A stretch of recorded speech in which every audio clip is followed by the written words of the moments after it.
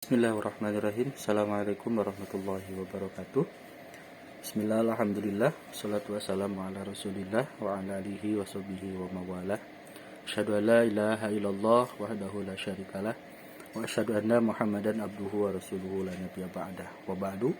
Puji dan syukur selalu kita panjatkan kehadirat Allah Subhanahu wa taala. Salawat serta salam senantiasa kita limpahkan kepada baginda kita Nabi besar Muhammad sallallahu alaihi wasallam. Alhamdulillah, pada kesempatan hari ini saya Nurul Fajri, mahasiswa pasca sarjana semester 2 Sekolah Tinggi Agama Islam Sukabumi.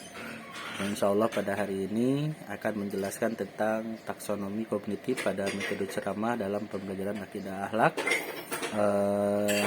dengan kasus di materi perilaku tercela, hasud, dendam, gibah, dan fitnah. Penelitian ini dilakukan di Madrasah Sanawiyah Al-Hidayah Cibadak Sukabumi, dan penjelasan ini dimaksudkan adalah untuk memenuhi tugas mata kuliah dari model dan teori pembelajaran yang diampu oleh Ibu Dr. Siti Komariah SPD MPDI. Baik, untuk selanjutnya saya akan menjelaskan tentang latar belakang penelitian ini. Latar belakang penelitian dalam proses belajar itulah harus menggunakan berbagai metode yang sesuai dengan kondisi yang ada, agar tercipta suatu lingkungan belajar yang efektif dan efisien yang membuat peserta didik menjadi senang melakukannya. Dari sekian banyak metode pembelajaran, metode ceramah adalah metode yang paling umum dipakai oleh para guru pendidikan agama Islam, atau lebih khususnya mata pelajaran akidah akhlak, baik di tingkat Rodotul Atfal dan sederajatnya hingga perguruan tinggi sekalipun. Penggunaan metode ceramah sangat penting diperhatikan dalam setiap pembelajaran. Apakah penggunaan metode ceramah yang berkembang selama ini sudah sesuai dengan langkah-langkah untuk mencapai tujuan pembelajaran pendidikan agama Islam? Jadi untuk latar belakangnya adalah bahwa metode ceramah mungkin sebagai metode yang umum atau metode yang sering dipakai oleh banyak guru, terutama di dalam pelajaran PAI. Nah, untuk hari ini konteksnya adalah pada mata pelajaran akidah akhlak yang kasusnya itu di materi tentang hasud, akhlak tercela, dan sebagainya. Dan selanjutnya untuk tujuan masalah ini yang saya akan sampaikan adalah pertama, mengetahui pengertian taksonomi kognitif pada metode ceramah menurut para ahli dan pembelajaran akidah akhlak, mengetahui situasi penggunaan metode ceramah, mengetahui kekurangan dan kelebihan metode ceramah, serta mengetahui desain ceramah. Untuk selanjutnya, untuk rumusan masalah. Rumusan masalah dalam penelitian ini adalah apa pengertian taksonomi kognitif pada metode ceramah menurut para ahli. Yang kedua, bagaimana situasi penggunaan metode ceramah, apa yang menjadi kekurangan dan kelebihan metode ceramah, dan bagaimana desain metode ceramah. Dan selanjutnya, saya akan bacakan tentang bagaimana landasan konseptual tentang taksonomi. Karena sebelum kita memahami bagaimana metode ceramah, maka kita harus tahu dulu apa itu taksonomi. Pengertian taksonomi yaitu dari bahasa Yunani yang berasal dari kata taksis, yaitu pengelompokan atau aturan. Adalah ilmu pengelompokan suatu hal berdasarkan hal tertentu. Awalnya, taksonomi hanya mengacu pada kategori makhluk hidup. Namun dalam pengertian yang lebih luas dan lebih umum, taksonomi juga bisa merujuk pada kategorisasi benda atau konsep serta prinsip-prinsip yang mendasari kategorisasi tersebut. Nah, jadi taksonomi itu sebetulnya dari ilmu biologi, salah satunya seperti susunan dari bagaimana si pemakan ataupun klasifikasi dari hewan-hewan tersebut dan klasifikasi tumbuhan itu berawal dari situ. Cuman dalam konteksnya, dalam kemajuan yang makin real, bahwa yang namanya pengelompokan tidak hanya sekedar pada ilmu-ilmu bidang biologi ataupun IPA, tapi di dalam berbagai macam hal kedudukan ilmu yang nantinya persis akan menjadi sebuah target bagaimana taksonomi-taksonomi yang ada itu timbul dan menjadi sebuah penggerak agar konsep-konsep yang telah dijelaskan itu menjadi real dan bisa terpakai dengan baik. Yang selanjutnya adalah B, ada taksonomi kognitif. Nah, taksonomi kognitif adalah kemampuan intelektual siswa dalam berpikir, mengetahui, dan memecahkan masalah. Ranah kognitif mencakup kegiatan mental atau otak. Jadi kognitif itu lebih ke bagaimana dia berpengetahuan ataupun dia bagaimana cara berpikir. Karena memang kalau memakai metode ceramah itu kebanyakan bagaimana si siswa itu bisa berpikir dengan apa yang dibicarakan oleh seorang guru. Nah, tetapi yang menjadi permasalahannya adalah bagaimana metode ceramah itu, bagaimana taksonomi itu diberlakukan kepada peserta didik, tapi menjadi hal yang urgensi terbaik untuk di masa-masa yang akan datang. Baik, untuk selanjutnya, yang kedua adalah ada metode ceramah. Nah, metode ceramah adalah ceramah dari aspek bahasa adalah penuturan atau penerangan secara lisan oleh guru terhadap peserta didiknya di dalam kelas. Alat interaksi yang terutama dalam hal ini adalah berbicara. Jadi yang namanya ceramah itu ya seperti ini gitu. Seperti saya lagi menjelaskan tentang taksonomi ceramah. Nah, dengan seperti ini alatnya itu hanya bicara saja. Tetapi untuk kelengkapan yang lainnya, seperti kalau kita menampilkan slide PowerPoint atau menampilkan video atau menampilkan apapun, itu adalah sekedar sebagai pembantu agar metode ceramahnya tidak monoton dari awal sampai akhir. Karena memang untuk konsep metode ceramah hari ini tidak hanya sekedar kita berbicara saja, tetapi harus ada real untuk membantu bagaimana metode ceramah itu menjadi metode yang atraktif dan menjadi efektif serta memenuhi standar-standar dari pendidikan nasional. Dan untuk selanjutnya, metode ceramah dari aspek istilah menurut Armai Arif tahun 2002 pada halaman 135 dan 136 adalah cara menyampaikan sebuah materi pelajaran dengan cara penuturan lisan kepada peserta didik atau halayak ramai.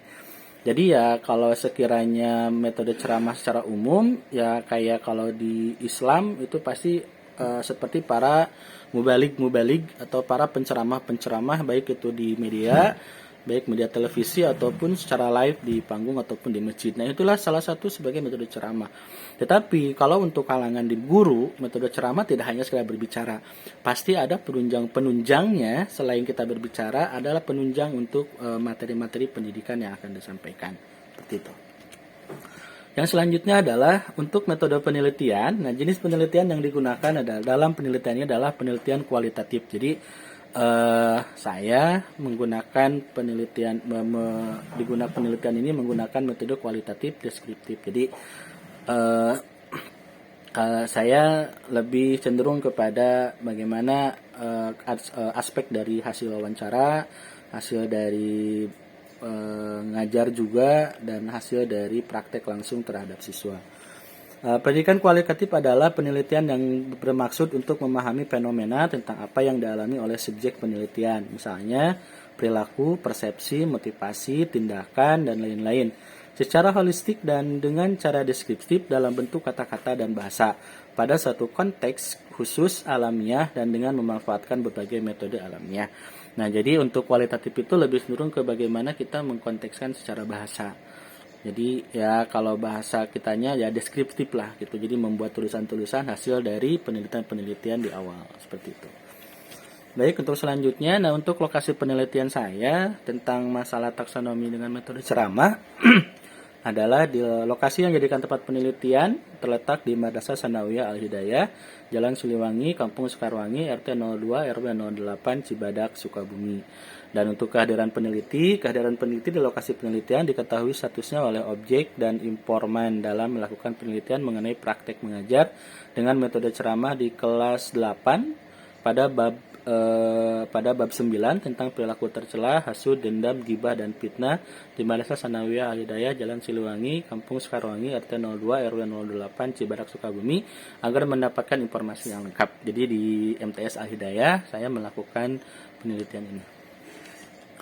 Dan untuk sumber data yang kami punya, yang kami dapatkan adalah dan yang kami pakai, salah satunya adalah orang, yaitu person. Ya, pastinya orang itu ada 3, yaitu dari mulai kepala sekolah, wakasiswaan, dan BP. BP itu kenapa ambil BP? Karena beliau adalah guru yang paling senior di sekolah tersebut. Terus yang kedua ada flash itu tempat, yaitu sumber data yang diperoleh dari gambaran tentang situasi atau kondisi yang berlangsung berkaitan dengan masalah yang dibahas dalam penelitian. Jadi kalau untuk tempat ya jelas pasti di MTS Al-Hidayah. Untuk cover atau kertas, ya untuk kertas itu hanya sebagai pendukung saja. Pendukung karena kebanyakan saya nulis juga, tapi ada rekaman juga supaya tidak hilang rekamannya. Untuk sumber data primer, data ini dilakukan dengan menggunakan wawancara dan observasi dengan para pihak yang terkait. Nah, untuk wawancara itu ketiga, yang pertama ke Ibu Neneng sebagai kepala sekolah, yang kedua kepada Bapak Tatang sebagai guru BP yang memang sebagai guru yang paling senior, dan yang ketiga Bapak Kiai Haji Pak Sopyan Damiri sebagai guru akidah akhlak yang bersangkutan. Dan untuk sumber data sekunder diharapkan dapat berperan membantu menjelaskan data yang diharapkan.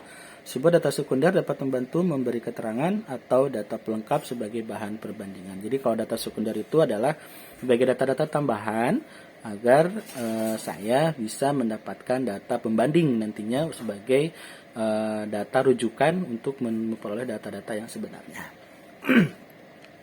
Untuk teknik pengumpulan data, pertama saya melakukan observasi. Nah, untuk observasi itu adalah pengumpulan data peneliti yang harus melakukan pengamatan langsung sekaligus mencatat terhadap fenomena yang sedang dikumpulkan informasi. Nah, untuk metode observasi itu saya melakukan melakukan satu cara, yaitu dengan masuk ke kelas dengan memanggil beberapa orang siswa. Nah, siswa tersebut adalah siswa yang memang ada di sana, ada siswa yang memang nginep di sekolah, dan itu tidak semuanya, tapi itu sudah menjadi kalau menurut saya itu sudah menjadi sumber juga, karena memang untuk masalah metode ceramah mungkin efek ataupun cara pemikirannya mungkin hampir sama antara siswa satu dengan siswa yang lainnya, mungkin gitu. Untuk metode wawancara, metode wawancara itu adalah metode interview, adalah suatu proses interaksi dan komunikasi guna memperoleh data secara langsung yang dapat mempermudah dalam menganalisa dan meneliti.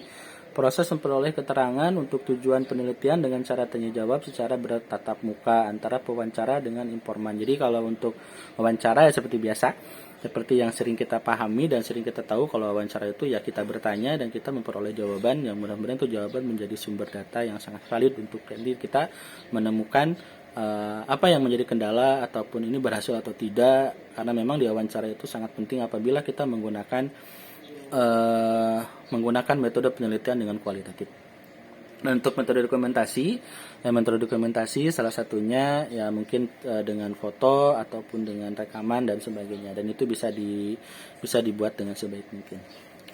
Baik, untuk selanjutnya untuk teknik analisis data, yang pertama ada induksi, deduksi, dan klasifikasi, serta ada klasifikasi dan verifikasi. Dan itu sudah layak dan itu sudah sesuai dengan yang diajarkan, dan itu sudah menjadi hal yang pokok bahwa kita harus memilah dan memilih, kita harus mengumpulkan, lalu kita membandingkan, dan lalu kita mengklasifikasikan serta memverifikasi semua data-data yang kita dapatkan. Baik, untuk selanjutnya pengecekan keabsahan penemuan. Nah, untuk peneliti melakukan usaha-usaha sebagai berikut. Perpanjangan kehadiran peneliti ikut terjun dalam kegiatan yang teliti, ya peneliti harus ikut terjun langsung ke lapangan. Karena apabila si peneliti tidak ikut terjun ke lapangan, maka tidak akan paham apa yang akan diperoleh nanti untuk bahan penelitian ataupun untuk bahan hasil dari penelitian yang telah direncanakan ataupun yang telah dilakukan. Dan untuk usaha selanjutnya yaitu saya menggunakan metode triangulasi, yaitu peneliti mengkaji data melalui beberapa sumber metode serta peneliti mengadakan pengecekan dengan teori yang terdapat di dalam buku-buku tentang persepsi, teori, dan praktek-praktek yang terkait dengan praktek mengajar dengan menggunakan metode ceramah. Lalu peneliti membandingkan data hasil pengamatan dengan data hasil wawancara. Kemudian setelah selesai penelitian menerapkan teori sebagai pembandingnya. Jadi menggunakan triangulasi. Nah, triangulasi itu salah satu model atau salah satu metode bagaimana kita memperoleh data. Yang pertama ya kita membuat persepsi, yang kedua kita melakukan praktek, dan yang ketiga kita menerapkan teori sebagai pembanding. Jadi ya kita juga harus punya data dari awal dulu sebelum kita melakukan praktek ataupun kita mengambil data yang seharusnya kita ambil. Tapi kita juga harus punya sebelum kita melakukan, kita harus punya data awal sebagai nanti menjadi pembanding apakah materi ini bagus, apakah materi ini sesuai atau tidak, apakah jalan ini bagus atau tidak gitu. Dan selanjutnya ada diskusi dengan teman sejawat. Nah, untuk teman sejawat ini diskusi saya lakukan dengan Bapak Irman, karena beliau adalah salah satu guru di MTS Al-Hidayah, kebetulan teman juga. Jadi saya banyak diskusi tentang bagaimana keadaan pembelajaran di MTS Al-Hidayah. Untuk tahap-tahap penelitian, yang pertama ada tahap persiapan, itu sudah jelas. Untuk tahap persiapan ya seperti persiapan pada umumnya, ya mengumpulkan data, mengumpulkan kelengkapan, mengumpulkan materi juga agar nanti bisa disampaikan dengan baik. Dan untuk tahap pertama ada tahap pengumpulan data, yaitu dari mulai observasi, wawancara, dan kemudian objek penelitian yang lainnya. Lalu tahap analisa data, pada tahap ini penelitian menyusun dan menganalisis semua data yang telah terkumpul secara sistematis dan terinci serta mendalam hingga data tersebut dapat dipahami dan dapat dipertanggungjawabkan, dan hasil dari penelitian dapat diinformasikan kepada orang lain secara jelas. Dan selanjutnya ada tahap laporan. Dan tahap laporan, tahap ini merupakan tahapan terakhir dari tahapan penelitian dan penelitian dilakukan. Tahapan ini dilakukan untuk membuat laporan tertulis dari hasil penelitian yang telah dilaksanakan dan bisa dipertanggungjawabkan. Nah, ini karena ini sebagai tugas mata kuliah model dan teori pembelajaran, maka untuk tahap laporannya ya untuk tugas-tugas ini akan dilaporkan kepada dosen pengampu, yaitu Ibu Dr. Siti Komaria, SPD MPDI. Yang mudah-mudahan bisa diterima dengan baik. Oke, untuk pembahasan hasil penelitian untuk profil sekolah itu di dengan NPSN 202776993, NSS 121232022037. Nama MTS Al-Hidayah Cibadak, terakreditasi B. Alamat Kampung Sekarwangi, RT 02 RW 08, kode pos 43351, nomor telepon 0857 23 100 282. Ini nomor kepala sekolahnya. Untuk email mtsalhidayah@email.com. Jenjang SMP atau MTS, status swasta, untuk daerah lintangnya yaitu 6.923 lintang utara, dan untuk ketinggiannya ada di 643, dan untuk jadwal sekolahnya itu pagi dan siang. Kenapa pagi dan siang? Karena memang lokalnya cukup tidak memadai, tetapi siswanya cukup banyak. Dan kebetulan untuk hari ini daring, makanya kemarin saya melakukan penelitian itu hanya beberapa siswa saja, kurang lebih ada 11-12 orang siswa yang memang dia sebagai santri di MTS Al-Hidayah. Dengan jumlah siswa ada 165 siswa, jumlah guru 13 orang, jumlah jurusan 1, jumlah ruangan kelas 7, jumlah mata pelajaran ada 21 mata pelajaran, dengan jumlah ekstrakurikuler ada 4, yaitu ada pramuka, paskibra, PMR, OSIS, PK, dan sebagainya. Baik, untuk hasil penelitian ini adalah penggunaan metode ceramah pada pembelajaran mata pelajaran akidah akhlak tentang perilaku tercela, hasud, dendam, gibah, dan fitnah di Madrasah Sanawiyah Al-Hidayah, Jalan Siliwangi, Kampung Sekarwangi, RT 02 RW 08 Cibadak, Sukabumi. Metode ceramah yang diterapkan dalam proses pembelajaran oleh guru ialah metode ceramah yang diimbangi dengan metode tanya jawab. Jadi untuk metode ceramah yang saya lakukan adalah bukan hanya metode kita menjelaskan saja, tetapi di tengah-tengah ataupun di awal ataupun di akhir ada seling-selingan untuk tanya jawab serta menampilkan sebuah video ataupun gambar. Untuk lebih memahami bahwa metode ceramah itu tidak hanya sekedar kita berbicara, tetapi metode ceramah itu bisa menampilkan media-media yang lain agar peserta didik lebih paham dari apa yang kita jelaskan. Yang pertama, untuk berdasarkan hasil wawancara, yaitu kepada Ibu Neneng Susanti SPDI sebagai Kepala MTS Al-Hidayah Cibadak, yaitu MTS Al-Hidayah hampir semua guru selalu mengikuti perkembangan pendidikan, khususnya model-model pembelajaran. Salah satunya adalah metode ceramah. Metode ceramah adalah peserta didik duduk, melihat, dan mendengarkan serta percaya bahwa apa yang diceramahkan guru itu adalah benar. Peserta didik mengutip ikhtisar ceramah semampu peserta didik itu sendiri dan menghafalnya tanpa ada penyelidikan lebih lanjut oleh guru. Nah, mungkin ini sebagai salah satu kelemahan dalam metode ceramah, karena mungkin guru jarang melakukan penyelidikan lebih lanjut di saat metode ceramah itu metode ceramah itu memang bisa apakah menjadi hal yang positif, menjadi peserta didik itu jadi baik atau tidak gitu. Tetapi untuk menjadi permasalahannya hari ini bahwa metode ceramah menjadi metode yang memang sudah sering diterapkan oleh hampir semua guru, baik itu guru agama ataupun guru umum gitu. Karena memang itu metode yang paling mudah sebetulnya. Itu metode yang memang paling mudah dilakukan tanpa ada harus banyak banyak alat yang diperlukan, tanpa harus banyak media juga yang harus diadakan. Hanya cukup kita bawa buku panduan dan kita bisa berbicara dengan baik. Mungkin itu salah satunya. Dan untuk yang kedua, di saat wawancara dengan guru mata pelajaran Akidah Akhlak, yaitu Bapak Ki Haji Sofian Damiri SPDI, yaitu pelaksanaan proses pembelajaran di MTS Al Hidayah Cibadak telah menerapkan metode ceramah sejak sebelum diterapkannya kurikulum 2013. Penggunaan metode ceramah sarana dan prasarana sebuah hal yang sangat menentukan keberhasilannya. Kesiapan tenaga pendidik, peserta didik, dan lingkungan yang kondusif yang menjadi kunci utama untuk keberhasilan metode pembelajaran ini. Nah, jadi untuk metode ceramah ini, menurut Bapak Kiai Sofian Damiri SPDI, itu sudah dilaksanakan sejak awal karena memang latar belakang dari MTS Al Hidayah itu adalah pondok pesantren dulunya. Pondok pesantren yang memang cukup terkenal. Makanya pasti proses pembelajarannya itu kebanyakan metode ceramah sampai hari ini. Nah, cuman untuk pesantrennya sampai saat ini ya mungkin cukup menurun dibanding dengan awal-awal. Karena kebetulan juga Al Hidayah itu dulu-dulunya sangat terkenal dan santrinya cukup banyak. Tapi untuk sekarang karena memang sudah banyak juga saingan-saingan dari pesantren yang lain yang lebih bagus, ya mungkin orang tua lebih memilih kepada pondok-pondok pesantren yang lainnya. Tapi alhamdulillah untuk MTS Al Hidayah masih sekarang masih eksis, masih bisa berkembang, masih bisa memberikan yang terbaik untuk siswa dan siswinya, dan alumni-alumninya tersebar di SMA ataupun SMK negeri yang ada di Kabupaten Sukabumi. Jadi masih cukup bagus untuk tingkatan Madrasah Sanawiyah swasta yang memang dulunya adalah pondok pesantren, makanya untuk metodenya kebanyakan metode ceramah di MTS. Baik, untuk selanjutnya adalah menurut Bapak Tatang Yusuf sebagai guru paling lama atau guru senior dan guru sebagai guru jabatannya sebagai guru BP atau guru BK. Nah, metode ceramah diterapkan pada semua mata pelajaran yang mana penerapannya disesuaikan dengan karakter dan tujuan yang ingin dicapai oleh masing-masing guru mata pelajaran. Sikap tolong-menolong, saling memberi informasi, dan tidak ada perbedaan antara pintar, sedang, dan bodoh. Karena saling mengisi satu sama lain dan merasa mempunyai tanggung jawab dalam menyelesaikan tugas-tugas yang diberikan sehingga mereka dapat bekerja sama dengan baik.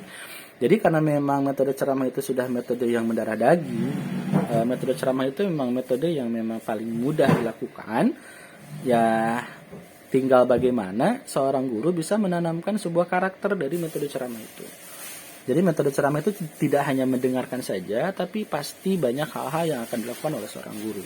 Salah satunya adalah bagaimana metode ceramah itu dengan menggunakan bahan ataupun alat-alat lainnya seperti menampilkan gambar, menampilkan video, ataupun dengan problem based learning, ataupun dengan memakai project based learning. Nah, itu mungkin bisa dilakukan dengan baik.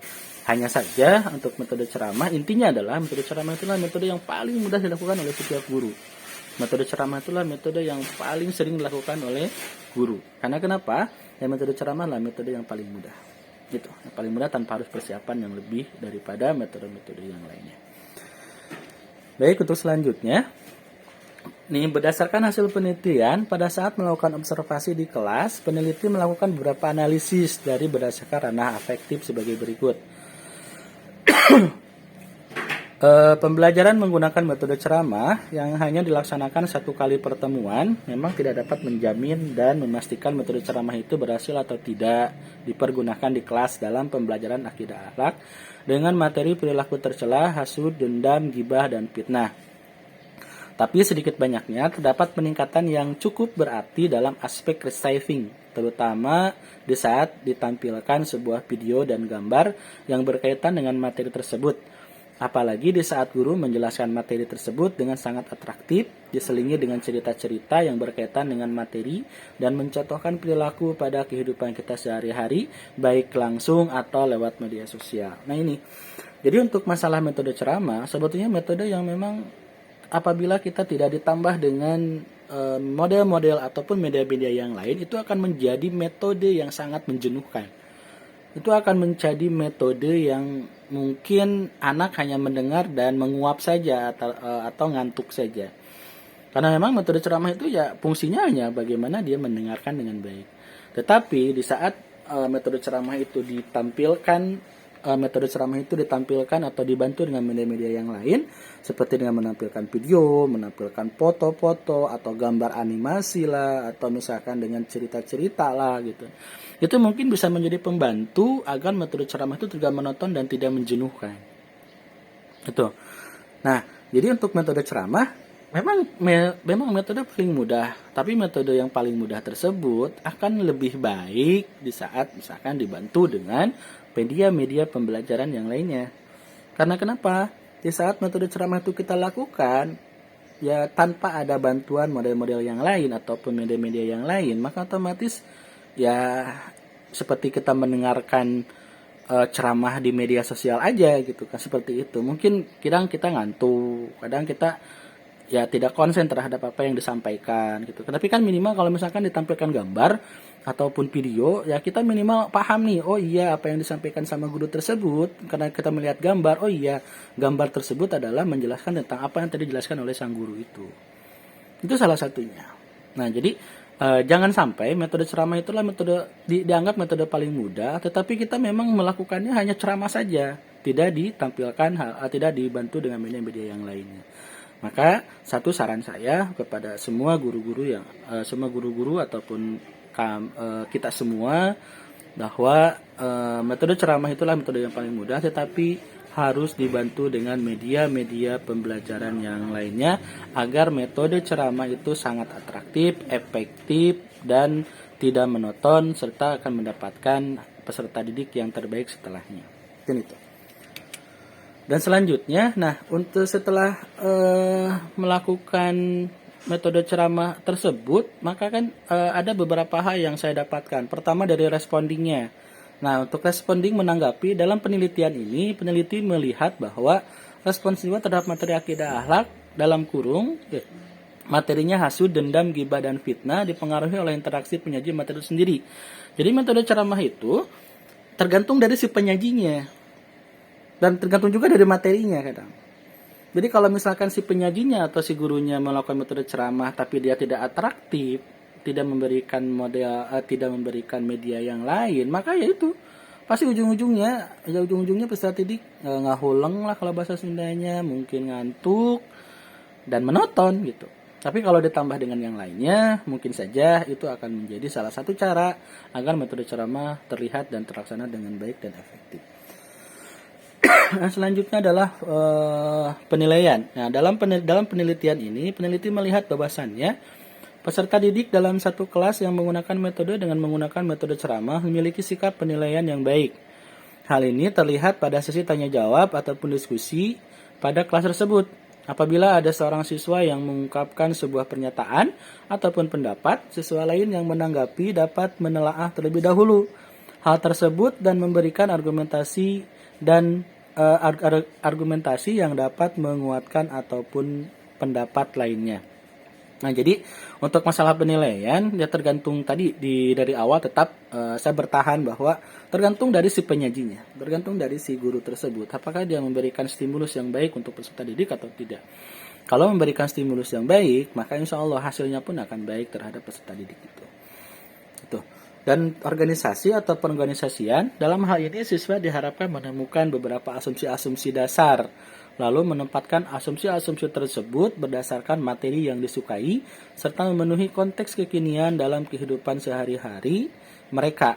Pada penelitian ini, siswa yang diteliti sudah dapat melakukan pengorganisasian terhadap sistem nilai baik atau tidak, ataupun pengetahuan yang mereka dapatkan. Jadi, apabila metode ceramah itu dilakukan dengan baik, maka siswa pun bisa melakukan pengorganisasian untuk dirinya sendiri dan untuk kelompok-kelompok yang lainnya. Jadi si siswa pun bisa, oh ternyata ini baik nih, ternyata ini salah nih gitu kan. Karena memang pemahamannya lebih jelas. Karena itu tadi dikatakan bagaimana si metode ceramah itu dibantu dengan media-media yang lainnya agar metode ceramah itu tidak hanya sekedar berbicara, tetapi memang ada tampilan-tampilan yang lainnya agar metode ceramah itu bisa mendapatkan hasil yang baik, begitu. Nah, yang selanjutnya adalah berdasarkan hasil pengamatan peneliti, pada saat melakukan observasi di kelas, peneliti melakukan beberapa analisis berdasarkan ranah psikomotorik sebagai berikut. Yang pertama, ada kesiapan. Yang kedua, ada meniru. Yang ketiga, ada peneliti menilai bahwasannya guru sudah dapat melakukan penilaian hasil belajar dengan baik. Hal ini didasarkan pada prinsip-prinsip penilaian hasil belajar yang sebelumnya sudah peneliti paparkan. Pemilihan alat pengukur kompetensi pun sudah sesuai dengan kompetensi yang diukur. Jadi untuk ranah psikomotor itulah yang saya lakukan dari mulai kesiapan, dari mulai meniru, peneliti menilai bahwasannya guru sudah dapat melakukan penilaian. Karena memang untuk materi ceramah sebenarnya tidak terlalu sulit. Jadi kita pun bisa langsung menilai guru itu apakah sudah bagus atau tidak menjalankan aktivitas belajar mengajarnya dengan metode ceramah. Mungkin itu. Terus yang selanjutnya adalah situasi penggunaan metode ceramah di kelas 8 pada bab 9 tentang perilaku tercela, yaitu tentang materi hasud, dendam, gibah, dan fitnah. Pertama, kalau guru akan menyampaikan fakta atau pendapat di mana tidak terdapat bahan bacaan yang merangkum fakta yang dimaksud. Jadi kalau untuk guru itu jangan sampai keluar dari konteks yang akan disampaikan. Itu. Karena kalau kita keluar konteks yang akan disampaikan, ya mungkin aja nanti ceramahnya akan monoton. Kecuali kita memakai cerita-cerita untuk menunjang bagaimana materi itu bisa tersampaikan dengan baik. Gitu. Kedua, jika guru akidah halak akan menyampaikan pengajaran kepada sejumlah peserta didik yang besar, misalnya 30 orang atau lebih. Jadi, harus bisa membedakan antara metode ceramah kepada beberapa orang dengan metode ceramah kepada banyak orang. Contoh misalkan kalau kita ke 30 orang, berarti kan satu intonasi suara harus lebih jelas, gitu kan. Media-media emang harus lebih jelas. Beda lagi dengan kita menyampaikan metode ceramah atau menyampaikan materi dengan metode ceramah itu kepada 10 ataupun 5 orang. Mungkin itu akan beda. Nah, makanya ada klasifikasi bagaimana kita menyampaikan metode ceramah itu dilihat dari jumlah peserta yang mengikutinya. Itu.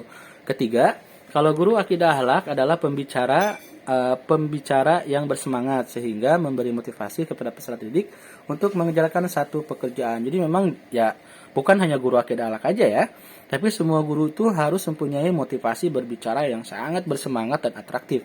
Karena kenapa itu sebagai salah satu dukungan bagi keberhasilan setiap pembelajaran, setiap materi yang akan kita sampaikan. Ya seperti contoh misalkan kalau ada guru yang menjelaskannya itu ya gitulah gitu ngobrolnya, menjelaskannya tanpa ada atraktif dan sebagainya, ya ujung-ujungnya kita pun akan merasakan bahwa jenuh banget gitu. Nah itu jadi memang salah satu tugas guru adalah bagaimana membuat siswa itu nyaman di kelas, bagaimana siswa itu bisa memperhatikan pelajaran itu dengan baik. Itu salah satu tugas yang sangat berat sebetulnya, tetapi itu bisa dilakukan kalau kita paham dengan model ataupun metode pembelajaran yang baik gitu. Dan yang keempat, jika guru akan menyimpulkan pokok-pokok penting yang telah diajarkan sehingga memungkinkan peserta didik untuk melihat lebih jelas hubungan antara pokok yang satu dengan yang lainnya. Jadi yang jelas guru itu dari saat menyampaikan materi tidak sembarangan, tapi memang harus sesuai dengan kode-kode tertentu. Materi-materi yang akan disampaikan itu harus disesuaikan dengan materi-materi yang memang menjadi bahan pokok untuk nanti disampaikan kepada peserta didik. Contoh jangan sampai materi di tingkatan aliyah disampaikan kepada tingkatan sanawiyah, dan itu sangat tidak boleh dilakukan. Baik, untuk selanjutnya ada kelebihan dan kekurangan metode ceramah. Untuk kelebihan metode ceramah, pertama, guru menguasai arah pembicaraan seluruh peserta didik dalam kelas. Jadi memang untuk kelebihannya ya guru harus bisa memahami semua konsep dari materi yang akan disampaikan. Yang kedua, organisasi kelas sederhana dengan ceramah, yaitu persiapan satu-satunya bagi guru adalah buku catatannya. Jadi memang untuk metode ceramah itu ya kelebihannya kita tidak usah menyiapkan berbagai macam hal media yang lainnya. Tetapi untuk hari ini tidak seperti itu. Media ceramah ataupun model ceramah itu harus dibarengi dengan media-media yang lainnya. Agar metode ceramah itu tidak monoton. Metode ceramah itu tidak hanya berbicara, tetapi metode ceramah itu bisa melihat, bisa mendengarkan, dan bisa berargumentasi. Itu akan lebih baik. Dan yang ketiga, guru mudah mengorganisasikan tempat duduk peserta didik. Dan memang kalau untuk metode ceramah itu kita bisa mendengarkan dan kita bisa cepat untuk melakukan bagaimana posisi duduk dari peserta didik itu. Yang kelima, lebih mudah. Yang keempat, dapat diikuti oleh jumlah murid yang cukup banyak. Jadi metode ceramah itu bisa 40 orang gitu. Tapi nggak ada ya siswa yang 40 orang, mungkin maksimal ada 26 ada 36 sampai dengan 32 siswa gitu kan. Jadi cukup lah gitu. Insya Allah itu akan lebih mudah. Beda dengan model-model yang lainnya mungkin terbatas dengan jumlah siswa. Yang kelima, lebih mudah mempersiapkan peserta didik untuk kegiatan metode ini. Jadi memang untuk metode ceramah kita tidak usah menyiapkan bagaimana peserta didik itu harus A, B, C, D. Tidak cukup, peserta didik itu harus mendengarkan, melihat, dan memberikan argumentasinya atau memberikan analisisnya tentang apa nanti yang akan disampaikan oleh guru tersebut. Dan yang keenam, biaya lebih murah dan dapat sekaligus untuk murid yang banyak. Jadi memang metode ceramah itu adalah mungkin saja metode ceramah tanpa biaya. Kenapa tanpa biaya? Ya cukup dengan modal buku paket yang diberikan pemerintah, kita langsung masuk ke kelas, kita langsung bisa menjelaskan dengan baik. Ya, tetapi kata saya juga di awal bahwa untuk metode ceramah hari ini tidak seperti dulu lagi. Tapi metode ceramah yang hari ini adalah bagaimana metode ceramah dibarengi dengan media-media pembelajaran yang lainnya agar tidak monoton, agar metode ceramah itu bisa lebih baik daripada metode ceramah-ceramah yang sebelumnya. Gitu. Nah, kekurangan metode ceramah yaitu pertama, guru tidak dapat mengetahui sampai di mana peserta didik telah mengerti pembicaraannya. Jadi memang untuk kelemahannya tidak ada alat ukur untuk metode ceramah itu. Kalau misalkan di alat ukurnya mengisi soal dan dia dapat 100, itu juga bukan jadi alat ukur. Beda dengan model-model yang lainnya sudah ada alat ukurnya. Tetapi metode ceramah itu paling juga ya dari guru yang bersangkutan, apakah guru tersebut mengatakan bahwa siswa tersebut mampu atau tidak. Paling seperti itu. Itu kelemahannya. Yang kedua, kata-kata yang diucapkan guru ditafsirkan lain oleh peserta. Nah, ini yang menjadi masalah sebetulnya. Dengan metode ceramah itu kadang siswa atau peserta didik menafsirkan apa yang disampaikan oleh guru itu berbeda-beda.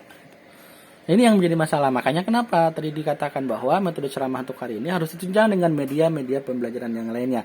Agar terfokus, agar tertata, agar mendapatkan hasil yang baik. Itu intinya. Dan yang ketiga, cenderung membuat peserta didik kurang kreatif. Materi yang disampaikan hanya mengandalkan ingatan guru. Kemungkinan adanya materi pelajaran yang kurang sempurna diterima oleh peserta didik. Serta kesulitan dalam mengetahui seberapa banyak materi yang telah dipahami oleh peserta didik dan pembelajaran cenderung verbalistik dan kurang merangsang kepada peserta didik. Nah, itu kalau memang kita menggunakan metode ceramah gaya dulu gitu. Gaya cuman hanya berbicara saja tanpa menggunakan model-model ataupun media-media pembelajaran yang lainnya. Jadi tidak atraktif gitu kan, tidak kreatif. Jadi hanya verbalistik antara guru dengan siswanya saja. Hanya mendengarkan saja apa yang disampaikan guru kepada siswanya. Maka saya tidak akan bosan mengingatkan bahwa metode ceramah itulah metode yang memang paling mudah dan bisa dilakukan oleh semua guru. Jadi jangan sampai mengatakan bahwa metode ceramah itu tidak boleh dilakukan oleh guru karena sekarang zamannya ulama. Tidak. Tapi metode ceramah itu adalah bisa dipergunakan tetap sampai sekarang, cuman hanya satu saja tambahannya, bagaimana metode ceramah itu ditambah dengan model ataupun media pembelajaran yang lainnya agar metode ceramah itu terlihat atraktif, tidak verbalistik, dan memang bisa dipahami oleh peserta didik dengan baik. Itu. Ya. Dan untuk kesimpulan dari hasil penelitian yang saya lakukan adalah hasil penelitian terkait sikap peserta didik terhadap penggunaan metode ceramah pada mata pelajaran Akidah Akhlak di kelas 8 pada bab 9 tentang perilaku tercela dalam kasus materi hasud, dendam, gibah, dan fitnah di Madrasah Sanawiyah Al-Hidayah Jalan Siliwangi, Kampung Sekarwangi, RT 02, RW 028, Cibadak, Sukabumi, dapat diambil kesimpulan sebagai berikut. Yang pertama, menciptakan lingkungan yang optimal, baik secara fisik maupun mental, dengan cara menciptakan suasana kelas yang nyaman, suasana hati yang gembira tanpa tekanan. Yang kedua, memudahkan peserta didik untuk memahami materi pembelajaran dengan baik dan memiliki keinginan yang besar untuk senantiasa memperhatikan setiap mata pelajaran akidah akhlak yang disampaikan oleh pendidik. Yang ketiga, metode ceramah dapat diterapkan di sekolah dengan baik. Metode tersebut sangat menarik dan dapat meningkatkan minat belajar dan kreativitas peserta didik sekolah. Harapannya mendukung pelaksanaan metode ceramah. Metode ceramah dapat diterapkan guru bidang studi akidah akhlak terutama di kelas yang minat belajar dan kreativitasnya rendah. Metode ceramah sangat penting sehingga untuk menunjang kelancaran maka peserta didik harus memahami materi terlebih dahulu.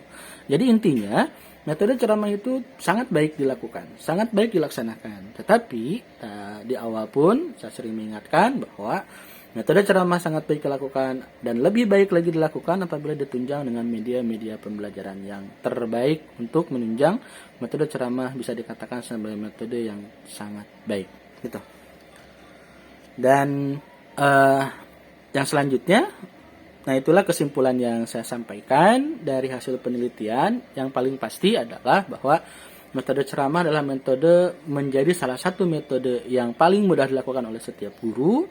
Tetapi metode ceramah juga jangan jadikan sebagai alasan agar guru itu malas membuat media pembelajaran. Karena metode ceramah itu apabila memakai media pembelajaran yang lain itu akan lebih asyik, itu akan lebih menarik dan akan lebih kreatif, tidak menjadi verbalistik.